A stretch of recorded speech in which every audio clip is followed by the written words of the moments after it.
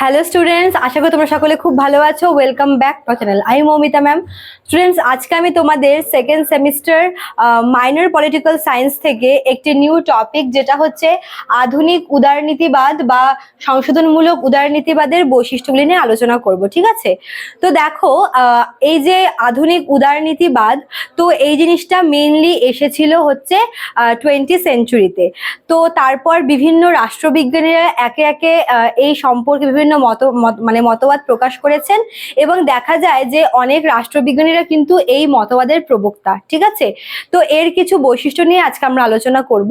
তো টপিকে যাওয়ার আগে বলে রাখি যে আমাদের অনলাইন ক্লাস কিন্তু এখনো চলছে, এবং তোমাদের যেহেতু নেক্সট মান্থে তোমাদের এক্সাম আছে, তোমাদের এখনো কিন্তু আমাদের সেন্টারে অ্যাডমিশনও চলছে।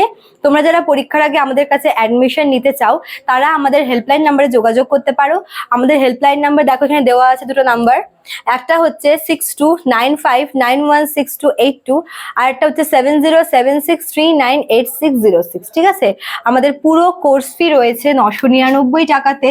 তোমরা এই টাকাতে হচ্ছে পুরো প্যাকেজটা পেয়ে যাচ্ছ। তোমরা যারা এখন অ্যাডমিশন নেবে, তারা বিগত 6 মাসের যত রকমের নোটস আমরা প্রোভাইড করেছি, মানে শর্ট কোয়েশ্চেন, ব্রড কোয়েশ্চেন, তোমরা সবটাই কিন্তু পেয়ে যাচ্ছ, এবং তোমাদের অ্যামাউন্ট কিন্তু সেমই পে করতে হবে, 999 টাকা। ঠিক আছে? তো চলো দেরি না করে শুরু করি টপিকটা। যেটা বললাম যে আধুনিক উদারনীতিবাদ বা যেটাকে আমরা সংশোধনমূলক উদারনীতিবাদ বলি, এটি প্রবর্তিত হয় হচ্ছে 20 সেঞ্চুরিতে। ঠিক আছে? তো বিভিন্ন রাষ্ট্রবিজ্ঞানীরা কিন্তু এই মতবাদের প্রবক্তা ছিলেন। তো দেখো, আমরা এখানে কতগুলো হচ্ছে রাষ্ট্রবিজ্ঞানীদের নাম লিখে দিয়েছি, যারা কিনা এই মতবাদটির হচ্ছে প্রবক্তা ছিলেন। তো তারা কারা? তো প্রথমে হচ্ছে রয়েছে জন স্টুয়ার্ট মিল। তোমরা প্রত্যেকে হচ্ছে এনার নাম শুনেছেন। প্রখ্যাত হচ্ছে রাষ্ট্রনীতিবিদ বা রাষ্ট্রবিদ বলা চলে, বা রাষ্ট্রবিজ্ঞানী বলা চলে।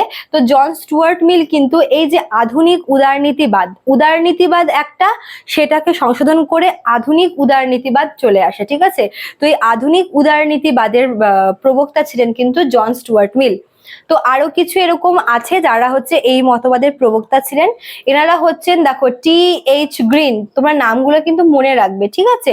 জন স্টুয়ার্ট মিল একজন, আর এটা কি টি.এইচ. গ্রিন, আরেকজনকে ল্যাস্কি। তোমরা অধ্যাপক ল্যাস্কির নাম শুনেছো, উনি একজন প্রখ্যাত রাষ্ট্রবিজ্ঞানী। তো ল্যাস্কিও কিন্তু এই মতবাদে বিশ্বাসী ছিলেন।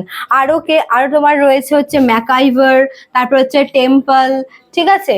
তারপর এদিকে দেখো রয়েছে হচ্ছে বার্কার এবং হচ্ছে হব হাউস। ঠিক আছে? এরা প্রত্যেকেই কিন্তু তোমার এই আধুনিক যে উদারনীতিবাদ বা সংশোধনমূলক উদারনীতিবাদ, এর কিন্তু প্রবক্তা ছিলেন। ঠিক আছে?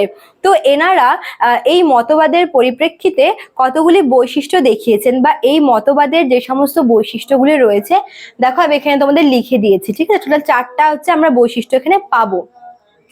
তো প্রথম যেটা, সেটা হচ্ছে স্বাধীনতা সংক্রান্ত ইতিবাচক ধারণা। মানে এই যে আধুনিক উদারনীতিবাদ রয়েছে, এটা কি করে? এটা হচ্ছে স্বাধীনতা সংক্রান্ত বা স্বাধীনতা সম্পর্কে কিছু ইতিবাচক, কিছু পজিটিভ কিছু ধারণা কিন্তু দেয়। ঠিক আছে? মানে এই মতবাদের মাধ্যমে আমরা স্বাধীনতা বা লিবার্টি সম্পর্কিত কিছু ইতিবাচক, কিছু পজিটিভ ধারণা আমরা পাবো।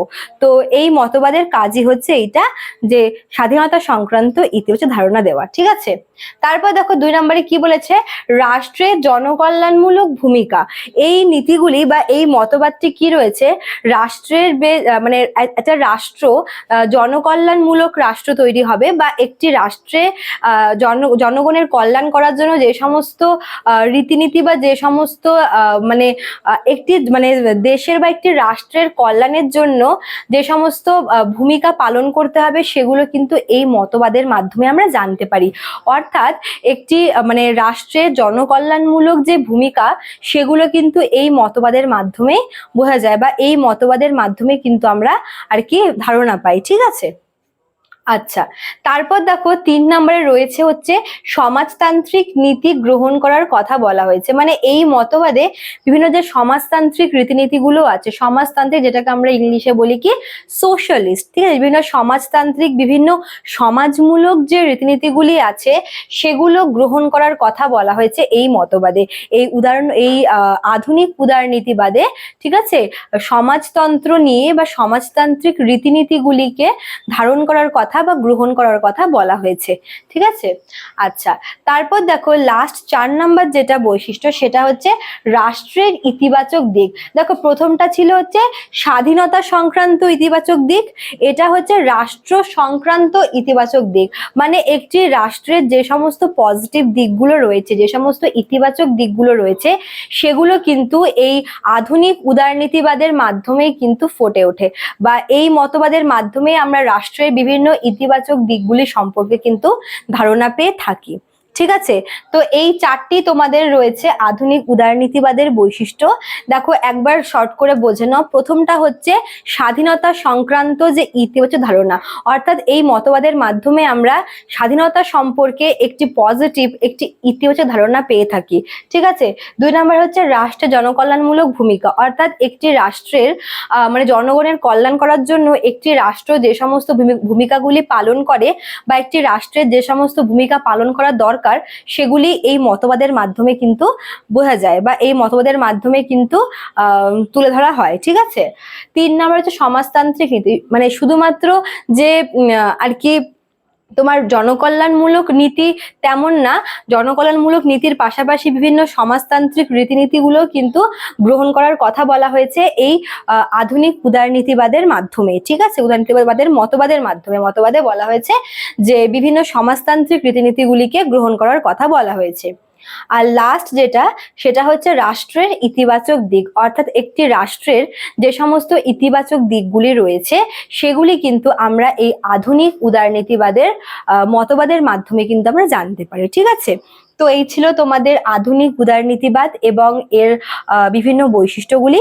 আশা করি তোমরা বুঝতে পেরেছো, আমি তোমাদের খুব শর্ট করে বোঝানোর চেষ্টা করলাম। ভালো লাগলে তোমরা অবশ্যই লাইক, কমেন্ট করবে, শেয়ার করবে। দেখা হচ্ছে নিউ একটা ক্লাস নিয়ে। Thank you.